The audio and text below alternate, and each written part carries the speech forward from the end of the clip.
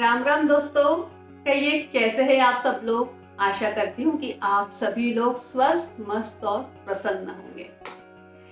Friends, Ganesh Chaturthi आ रही है और हम सभी अपने प्यारे बापा के स्वागत की तैयारियों में जुट गए हैं। और आज के इस वीडियो में मैं आपको बताने वाली हूँ कि बापा को अपने घर में स्थापित करने का शुभ मुहूर्त क्या है, कौन से पूजन सामग्री हमें बापा की पूजा के लिए लगने वाली है, कौन से हम भोग 10 दिन तक बापा को लगाए, 10 दिन तक बापा की पूजा हम किस तरीके से करें। और साथ ही साथ यदि आपको हमारे गणपति बापा को स्थापित करने की विधि चाहिए तो आप मेरे उस वीडियो पे चले जाइए जिसका लिंक मैं डिस्क्रिप्शन बॉक्स में दे रही हूँ। उसमें आपको डिटेल में बापा को अपने घर में स्थापित करने की विधि मिल जाएंगी और आपको कोई परेशानी ना हो। तो फ्रेंड्स, इस बार हमें हमारे बापा की बहुत सेवा करनी है, बहुत पूजा अर्चना करनी है, ताकि जाते जाते गणपति बापा प्रसन्न होके हमें सुख और समृद्धि का वरदान देके जाए, हमारे सारे कष्टों को मिटाए और हमें सुख, शांति, सुकून और हमारी सारी इच्छाएं प्रदान करे।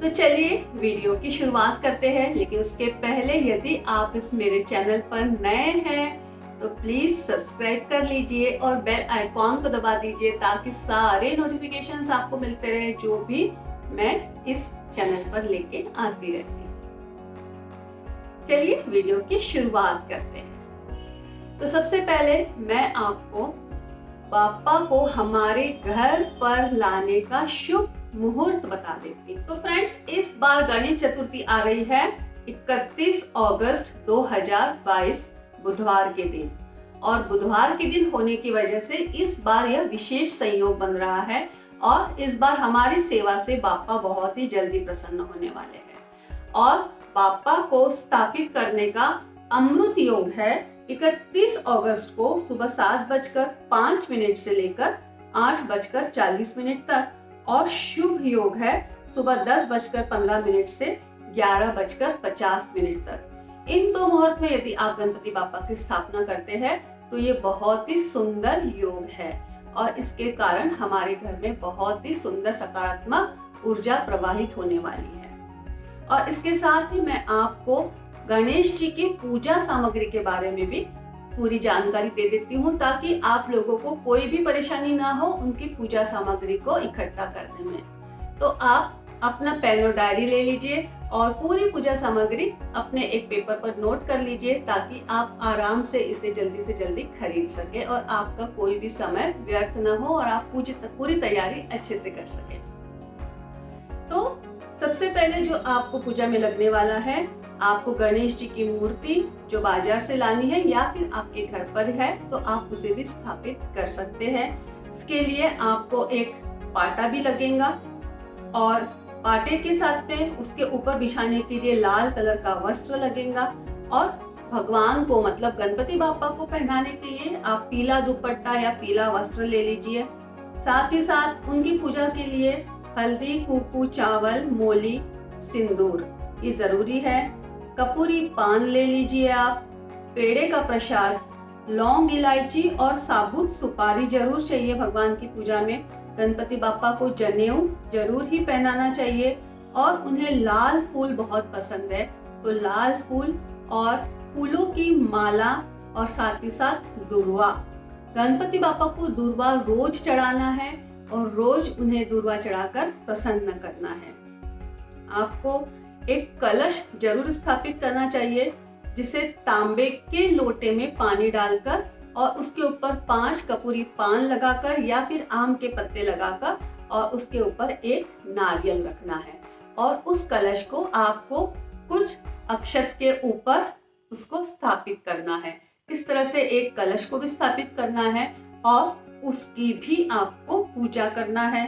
साथ ही साथ आपको भगवान के लिए एक छोटा सा जल का लोटा अलग से लेना है और आपको भगवान की आरती करने के लिए दीप, धूप, अगरबत्ती, कपूर, दिया, बाती ये सारी चीजों की आवश्यकता होगी। आपको आरती की किताब चाहिएगी घंटी लगेंगी आपको बजाने के लिए, और शंखनाद यदि आप करना चाहते हैं तो एक शंख भी आप जरूर ले लीजिए। साथ ही साथ आप एक छोटी सी प्लेट ले लीजिए ताकि आप उससे आरती कर सके, और पंचामृत और पंचमेवा ये भी आप रख लीजिए अपने साथ में तैयारी करके। आप थाली, जो छोटी सी मैंने प्लेट बोली है, आप या तो पीतल की ले लीजिए या तांबे की ले लीजिए या फिर चांदी की ले लीजिए। स्टील की प्लेट में हमें भगवान की आरती या पूजा कभी भी नहीं करना चाहिए। तो फ्रेंड्स, अब बात करते हैं कि पूरे 10 दिन तक हम बाप्पा को क्या क्या खिलाएंगे, क्या क्या उनके लिए भोग बनाएंगे और क्या क्या हम उन्हें भोग लगाएंगे, ताकि बाप्पा हमसे बहुत ज्यादा प्रसन्न हो। क्योंकि बाप्पा को भोजन और तरह तरह के व्यंजन बहुत ही ज्यादा पसंद है। तो बाप्पा को क्या क्या पसंद है, चलिए मैं आपको बताती हूँ, और किस दिन कौन सा भोग लगाना है वह भी मैं आपको बताती हूँ। तो सबसे पहला दिन जब है तो मैंने आपको पहले ही बता दिया है कि आपको पंचामृत और पंचमेवा का भोग तो लगाना ही लगाना है। साथ में आपको पहले दिन मोदक, पेड़े, केले ये भी आपको लेना है, और पंचामृत और पंचमेवा तो है ही। इस तरह से पहले दिन आप 5 भोग भगवान को जरूर लगाए, ताकि बाप्पा पहले दिन से आपसे इम्प्रेस हो जाए पूरी तरह से। दूसरे दिन आप भगवान को बेसन के लड्डू और फ्रूट में सेब का भोग जरूर लगाएं। पंचामृत और पंचमेवा आप रोज भी रख सकते हैं, और यदि रोज नहीं रखना चाहते एटलीस्ट पंचामृत तो रोज रखिए। पंचामृत में 5 चीजें आती है। दूध कच्चा रहना चाहिए, दही, शहद, घी और शक्कर, ये 5 चीजें होती है पंचामृत में, जिसका भोग भगवान को बहुत ही ज्यादा पसंद है। इसके साथ तीसरा दिन जब आता है तो भगवान को मोतीचूर के लड्डू का भोग लगाइए। घर पर ही बनाकर आटे का हलवा या फिर रवे का हलवा, यह आप भगवान को भोग लगाइए। चौथे दिन भगवान को फिर से केले का भोग और ड्राई फ्रूट्स यानी पंचमेवा आप भोग लगा सकते हैं। 5वें दिन भगवान को ड्राई फ्रूट और मखाने की खीर का भोग लगाएं, क्योंकि भगवान को दूध, दही ये सारी चीजें बहुत ही ज्यादा पसंद है। 6वें दिन आप मेवे के लड्डू बना लीजिए, और 7वें दिन नारियल के लड्डू मतलब नारियल से बनी हुई कोई भी चीज का भोग लगाइए। 8वें दिन आपको भगवान को दूध से बनी हुई मिठाइयाँ जैसे कि कलाकंद, रबड़ी, इस तरह के भोग या फिर पेड़े, इस तरह के भोग आप लगा सकते हैं।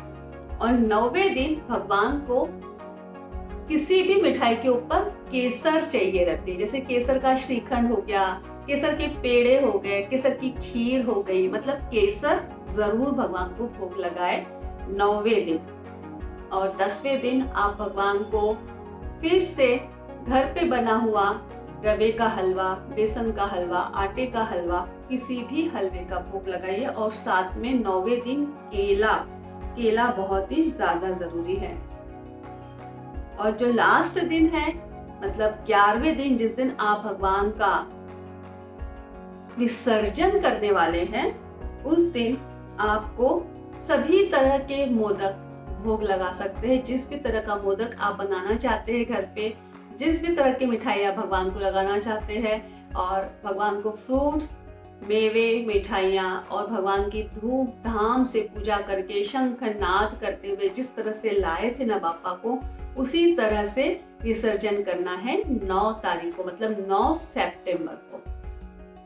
तो फ्रेंड्स, इस तरह से आपको भगवान के लिए ये सेवा करनी है और इस तरह से भगवान को प्रसन्न करना है, ताकि जाते जाते बाप्पा आपके सारे कष्टों को हर ले और सारे सुख समृद्धि की बौछार कर दे, आपको छप्पर फाड़ के धन धान्य आदि की वर्षा करे, आपके जीवन में सुख ही सुख, स्वस्थता ही स्वस्थता और सुंदरता ही सुंदरता का वातावरण हो जाए। फ्रेंड्स, आपको ये वीडियो कैसा लगा मुझे कमेंट करके बताइए, और आपको ऐसे ही और भी वीडियोस पाने के लिए मेरे चैनल को सब्सक्राइब कर लीजिए, बेल आइकन को दबा दीजिए, ताकि आपको सारे इस तरह के वीडियोस आपको मिलते रहेंगे। और साथ ही साथ बहुत सारे मोटिवेशनल वीडियोस आपके लाइफ के लिए मैं लेके आते रहती हूँ, वो भी जो आपके जीवन में बहुत सारी खुशियाँ लेकर आने वाले हैं।